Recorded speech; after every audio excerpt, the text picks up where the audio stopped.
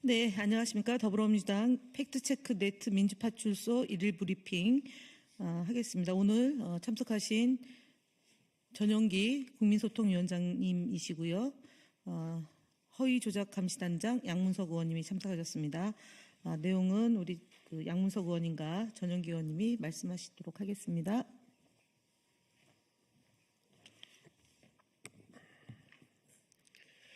더불어민주당 팩트체크넷 민주파출소 1일 브리핑을 시작하도록 하겠습니다. 안녕하십니까. 더불어민주당 허위조작 정보감시단 양문석입니다. 2월 6일 목요일 민주파출소 현황 및 대응 조치에 대해서 브리핑하도록 하겠습니다. 어제 2월 5일 기준 1일 방문자는 2,692명이며 623건의 신고가 접수되었습니다. 주요 제보 내용으로는 이재명 지역화폐 200조 세금 슈킹과 같은 지역화폐 업체와 관련해서 허위조작 정보가 계속해서 유포되고 있습니다. 문영배 헌법재판관이 3천억을 받았다는 허위조작 정보에 이어 이제는 지역화폐 관련 허위조작 정보의 규모가 3천억에서 무려 200조까지 올라갔습니다. 대한민국 1년 예산의 3분의 1에 해당하는 수준까지 이재명 대표가 돈을 줬거나 그 다음에 심지어 슈킹했다라는 이러한 충격적인 허위 조작 정보, 말 그대로 허위 조작 정보가 살포되고 있습니다. 이에 대해 지난 31일 브리핑을 통해서 지역화폐 예산은 지자체에서 직접 관리하고 있으며 코나이는 단순히 기술 서비스와 플랫폼을 제공할 뿐 예산 운용이나 이자 수익을 얻을 수 없다고 사실관계를 밝혔습니다. 그럼에도 불구하고 계속해서 200조까지 이재명 대표가 슈킹했다라는 이야기들이 공공연히 살포되고 있는 이 현상을 우리는 단호히 법적 조치하겠습니다. 허위조작 정보감시단은 지역화폐 관련 가짜뉴스를 지속적으로 모니터링하고 있기 때문에 계속해서 여기와 관련된 살포자들은 반드시 법적 처벌을 각오하고 있어야 될 것입니다.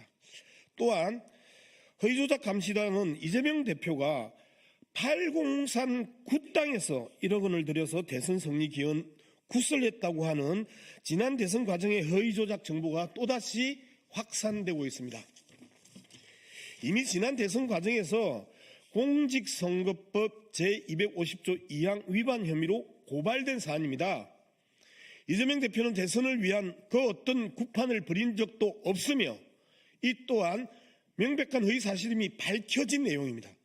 따라서 이와 같은 허위조작 정보가 재확산되는 것에 대해 신속하게 우리는 법적 대응을 해나갈 것입니다.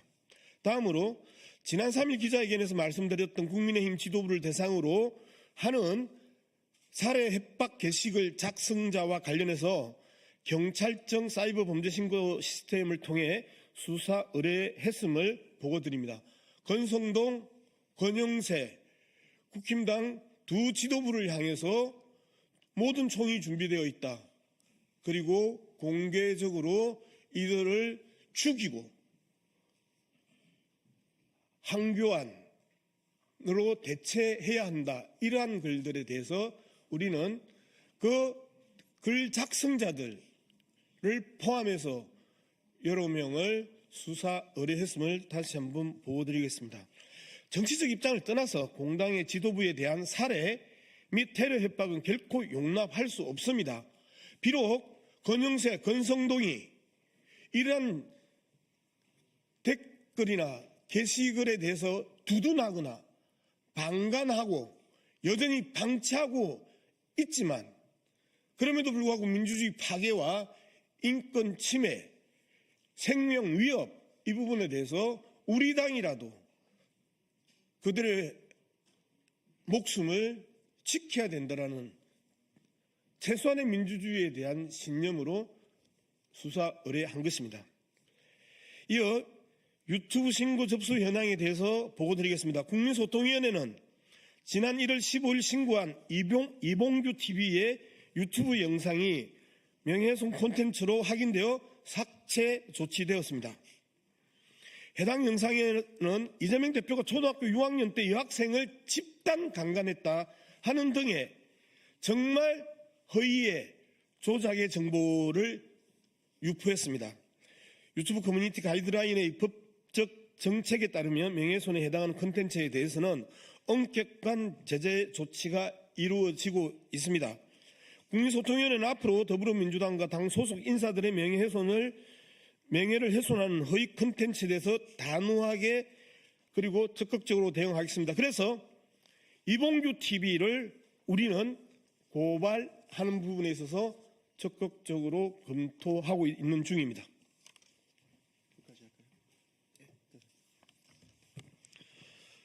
네, 다음으로는 국민의힘 거짓말 시리즈 세 번째 발표입니다.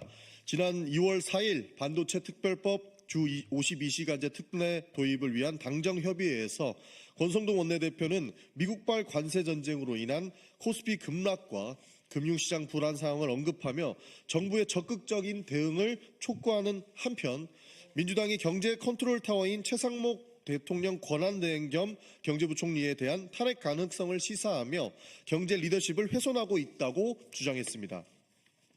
그러나 이재명 대표는 이미 국내 경제의 심각성을 인식하고 정부의 말뿐인 대응이 아닌 즉각적인 추가 경정 예산 추진과 구체적인 민생 경제 활성화 조치를 요구한 바 있으며 최상목 대행이 내부의 부진의 골이 깊다고 인정하면서도 실질적인 행동이 따르지 않는 점을 강하게 비판했습니다. 이는 탄핵 협박이 아니라 정부가 국민의 삶을 지키는 데 필요한 최소한의 책임을 다하라는 요구이며 민주당은 발목 잡기가 아닌 국민을 위한 실질적인 조치를 요구하고 있는 것입니다. 또한 권성동 원내대표는 민주당이 민생 예산을 삭감하고도 추경을 요구하는 것은 모순이라고 주장했지만 이재명 대표는 민주당이 삭감한 예산이 국회의 특수활동비, 특경비, 예비비 등 불필요하고 불투명한 예산임을 분명히 했으며 이는 결코 민생 예산이 아니라고 밝혔습니다. 이러한 예산 삭감은 오히려 민생 예산에 더 집중할 수 있는 기회를 제공한 것이며 국민의힘이 이를 민생 예산 삭감으로 몰아가는 것은 명백한 거짓입니다. 권성동 원내대표는 여야가 초당적으로 협력해야 한다며 민주당의 발목 잡기를 비판했지만 정작 이재명 대표가 글로벌 통상 위기에 대응하기 위해 국회 차원의 통상특별위원회 구성을 제안했을 때 국민의힘은 협의가 부족했다는 핑계로 이를 거부했습니다. 이재명 대표는 이에 대해 협의를 하자고 제안한 것이 바로 협의의 시작 아니냐는 국민의힘의 비협조적이고 무책임한 태도를 지적했습니다. 이러한 상황에서 진정으로 발목을 잡고 있는 것은 민주당이 아니라 오히려 여당인 국민의힘이며 이재명 대표는 국민의 삶과 국가 경제를 살리기 위해 초당적 협력을 제안하고 있음에도 이를 정치적으로 왜곡하고 있는 것이라 할 수 있습니다.